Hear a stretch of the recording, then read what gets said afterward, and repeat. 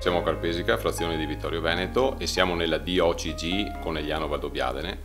dove si produce il Prosecco superiore.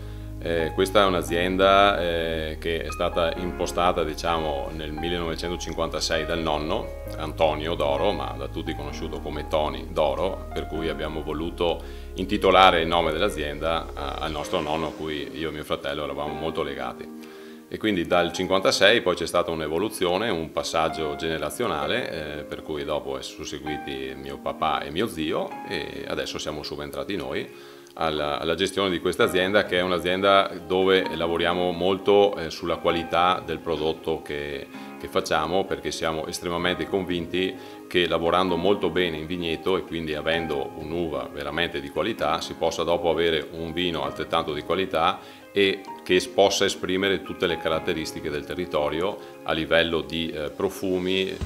di caratteristiche organolettiche proprio, per cui questo è il percorso più naturale che si può fare, a cui noi crediamo in particolar modo.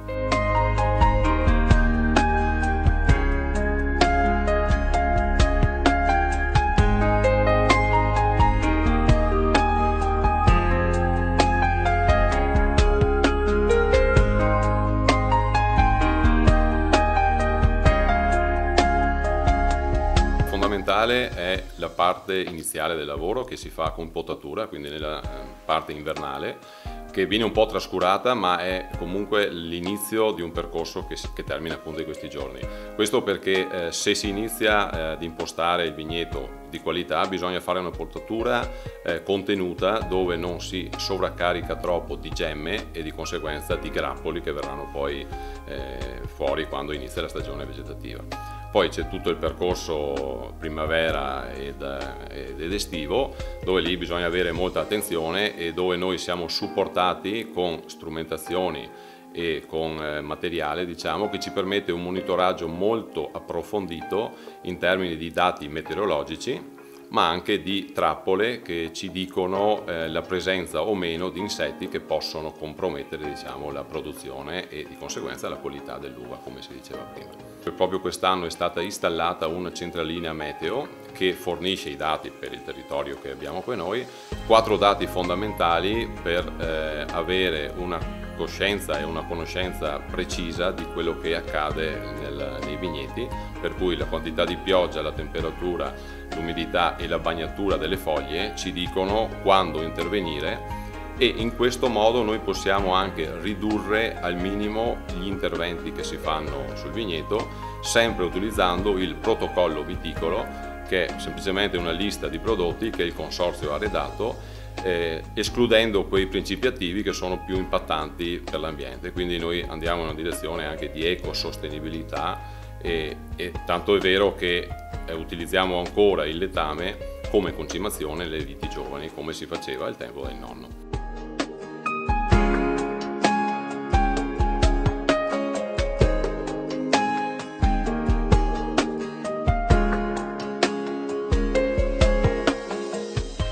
La vendemmia io ormai lo do quasi per scontato, comunque la vendemmia è fatta esclusivamente a mano, questo perché ci permette di fare un'ulteriore selezione dell'uva che andiamo proprio effettivamente a consegnare e quindi poi a vinificare.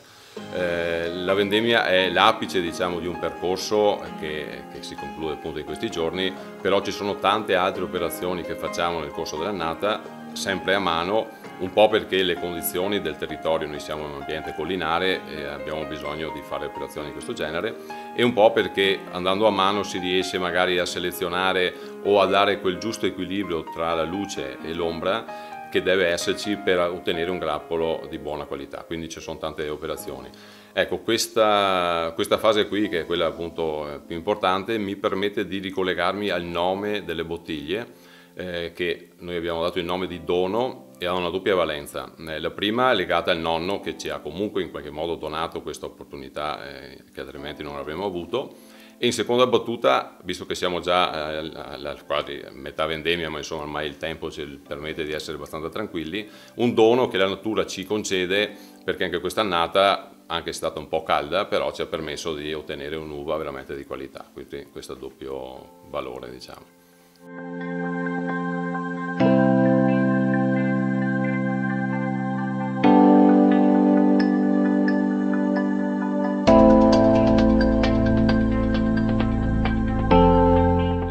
fase è appunto la consegna in cantina e la vinificazione con la prima fermentazione. Dopodiché, fatta questa fase qua, con una serie di filtraggi, insomma, finché si arriva al vino vero e proprio, e il vino viene stoccato dei serbatoi di piccole dimensioni, e nel momento in cui riteniamo sia il momento di fare la spumantizzazione, c'è la seconda fermentazione che avviene appunto in questi contenitori piccoli, diciamo, per cui in questi contenitori a pressione ci sono dei lieviti, e con una pressione di circa 5 bar avviene questa seconda fermentazione, che è la spumantizzazione. A seguire viene messa in bottiglia, e noi prima di comunque bere quelle bottiglie là attendiamo sempre una quarantina di giorni, perché il vino in quella fase di imbottigliamento subisce una sorta di stress e necessita poi di un periodo di sedimentazione per ricomporsi, se vogliamo usare questo termine.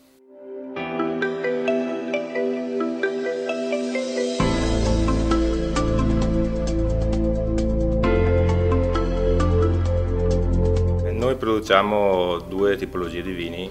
l'extra dry e il brut.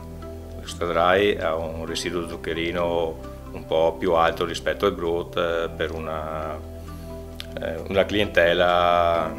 che piace un po' il vino un po' più dolce, diciamo, anche se teniamo il range dell'extra dry piuttosto basso per scelta, mentre il brut è un residuo zuccherino un po' più basso e quindi un po' più secco, un po' più vino, e lì poi insomma va alla clientela i gusti che hanno.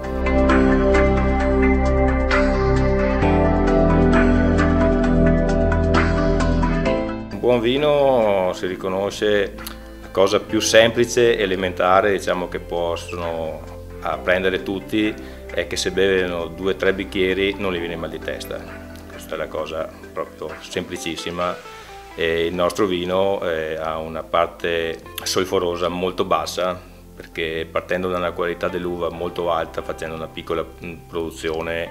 in vigneto, cioè quella giusta, poi siamo supportati da un ottimo territorio di origine morenica, è tutta esposta al sole l'azienda, quindi si ottiene una buona uva, per conseguenza non serve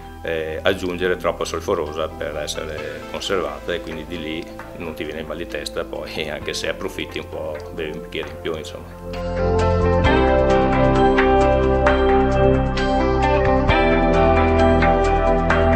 La nostra azienda si porta avanti come una volta. Abbiamo i maiali, per cui ci facciamo gli insaccati, i salumi, le galline, fino a poco tempo fa avevamo anche la stalla, e facciamo coltivazione di ortaggi.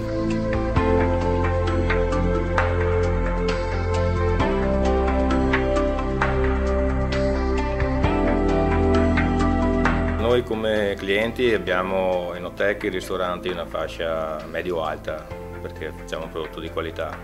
ma soprattutto abbiamo la clientela che viene a trovarci direttamente in azienda, che è quello che noi preferiamo, anche per far vedere la nostra realtà, che è effettivamente una piccola realtà.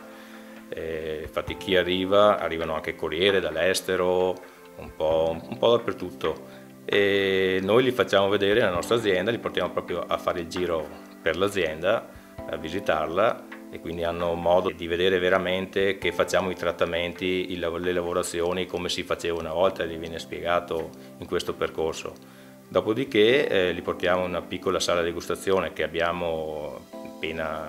appena portato a termine, dove facciamo degustare i nostri prodotti, e assieme anche dell'affettato che facciamo noi per dei formaggi tipici qui, insomma.